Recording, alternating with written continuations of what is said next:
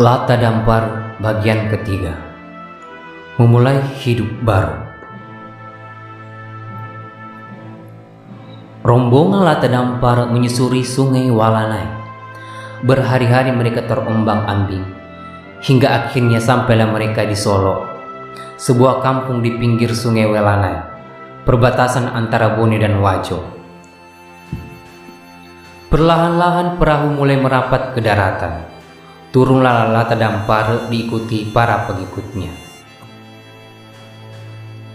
Setelah menginjakkan kaki di daratan, Lata Dampar turun ke sungai Walanai. Perlahan-lahan ia membuka pakaiannya, lalu dihanyutkannya di sungai. Ia kemudian mengucapkan sumpah. Le suga pangaliku natuduk salu, na le suga umajaku, mutama riwajo. Apa ia patau pada cengi tanah, pura nangi yangi gau majana, naisengi maja na cekengnya alena, na nappa na tobangkengi na sabiwi dewata sewai. Artinya, tak mungkin pakaian yang kuhanyutkan dan terbawa derasnya arus akan kembali. Tak mungkin pula sifat-sifatku yang buruk itu akan kembali kubawa ke negeri Wajo. Raja yang dapat menjalankan pemerintahan dengan baik ialah yang pernah berenang-renang di dalam perbuatan jahatnya. Yang diketahuinya jahat lalu bertobat dan bersumpah akan meninggalkannya, dipersaksikan oleh Tuhan Yang Maha Esa. Para pengikutnya pun ikut turun ke sungai dan melakukan hal yang sama. Mereka berjanji akan mengubah sifat dan perilakunya. Selama dalam perjalanan menuju Solo, rintangan telah banyak dilalui. Hal ini membuktikan bahwa ketangkasan dan keberanian yang selama ini dibangga-banggakan tidak berarti apa-apa. Mereka kemudian naik ke daratan dan duduk di hadapan Lata Dampar. Tak ada satupun yang bersuara. Mereka diam menanti ucapan yang keluar dari bibir pemimpinnya. Sementara itu, Lata Dampar berdiri tegak, bagaikan dalam mimpi. Kini ia tersadar bahwa dirinya telah jauh dari perlindungan Aruk Palaka dan orang tuanya. Di tempat yang baru, ia tidak dikenal sebagai putra mahkota. Setelah menghanyutkan pakaiannya, Lata Dampar memperhatikan dengan saksama di sekelilingnya. Terhampar hutan belantara yang tidak berpenghuni, hanya suara binatang buas yang terdengar. Ia kemudian berkata, "Kita telah terdampar di tempat ini. Sementara itu, bekal semakin menipis. Sebelum habis, kita harus mencari cara untuk tetap bertahan hidup." Salah seorang di antara mereka bertanya, "Apa yang harus kita lakukan, Tuan? Tempat ini asing, tak seorang pun tempat bertanya. Sementara itu, setiap hari kita butuh makanan untuk hidup." Semuanya membenarkan perkataan tersebut, lalu terdiam memikirkan apa yang mereka harus lakukan. Lata Dampar kemudian menatap satu persatu anak buahnya. Kecemasan terlihat jelas di wajah mereka. Ia kemudian tersenyum lalu berkata, "Bukankah kita baru saja bersumpah akan mengubah sifat dan perilaku buruk kita selama ini? Selama ini kita memiliki kemampuan dan keterampilan yang mumpuni. Namun sayang, kita gunakan kelebihan kita untuk berbuat onar di Palaka." Ia pun melanjutkan perkataannya, "Kini kita terdampar di tempat yang terasing ini. Akan tetapi, bukan berarti tidak berbuat apa-apa. Ada hutan yang menyediakan kayu dan rotan, semuanya dapat dijadikan bahan untuk membuat rumah. Ada sungai yang menyediakan bale bulong. Ada uras salo. Semuanya dapat menjadi makanan lezat buat kita. Sekarang tinggal bagaimana mengambil dan mengolahnya." Semua yang mendengarnya bernapas lega. Mereka baru tersadar bahwa Lata Dampar adalah pemimpin yang luar biasa, memiliki wawasan yang luas. Salah seorang maju dan berkata, "Saya siap untuk melaksanakan perintah, Tuan." Terdengar seruan, kami juga. Lata Dampar berkata, "Baiklah, saya akan membagi 3 kelompok.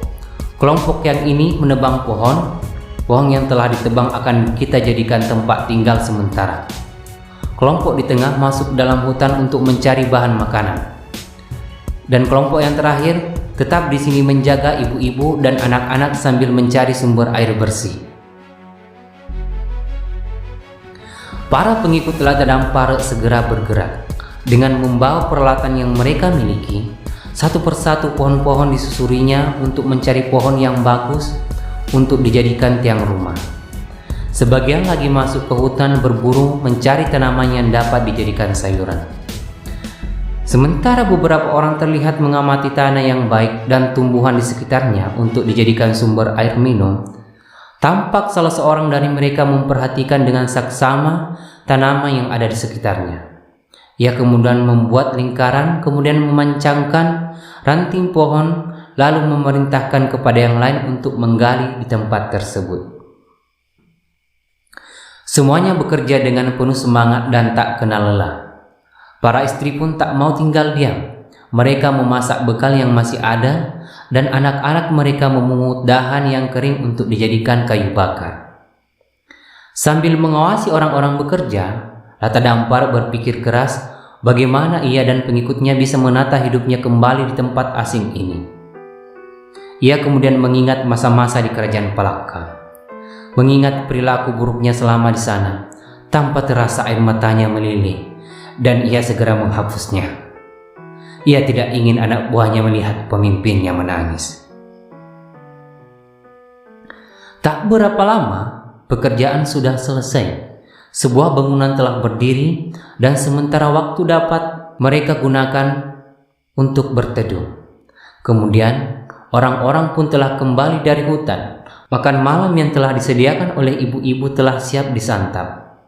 Sebelum makan malam, Lata Dampara mengelilingi api unggun bersama pengikutnya. Usai mengelilingi api unggun, mereka menyantap makanan dengan lahapnya. Malam itu menjadi malam pertama Lata Dampara bersama pengikutnya memulai kehidupan baru di tanah Wajo. Sejak Lata Dampara tinggal di Solo, terjadi perubahan besar dalam hidupnya. Setiap hari ia dan pengikutnya bekerja keras. Bersama dengan para pengikutnya, Lata Dampara mulai membuka hutan untuk dijadikan lahan pertanian dan tempat tinggal. Mereka bekerja bahu-membahu dan kebiasaan buruk perlahan-lahan mulai ditinggalkan. Selama ini mereka terbiasa hidup bersenang-senang. Kini mereka harus bekerja keras untuk mempertahankan hidup. Tidak berapa lama, Solok yang tadinya hutan kini berubah menjadi sebuah perkampungan yang ramai. Penduduknya rajin mengolah lahan pertanian dan yang paling menonjol, mereka dipimpin oleh seorang bangsawan yang pandai dalam bercocok tanam. Beliau mengajari penduduk Solok bertani. Lata Dampara memerintahkan orang-orang untuk membuat bendungan untuk menampung air apabila musim hujan datang. Kemudian saat kemarau, air dari bendungan dialirkan ke sawah-sawah penduduk. Hasil pertanian di daerah itu semakin meningkat. Pedagang dari daerah lain mulai masuk. Orang-orang mulai mengenal Solok sebagai kampung yang makmur. Semakin hari, semakin banyak saudagar yang berdatangan. Selain membeli hasil bumi, mereka juga menjual kebutuhan yang diperlukan oleh penduduk. Berita tentang kampung yang ramai di aliran sungai Walanai tersebar di mana-mana.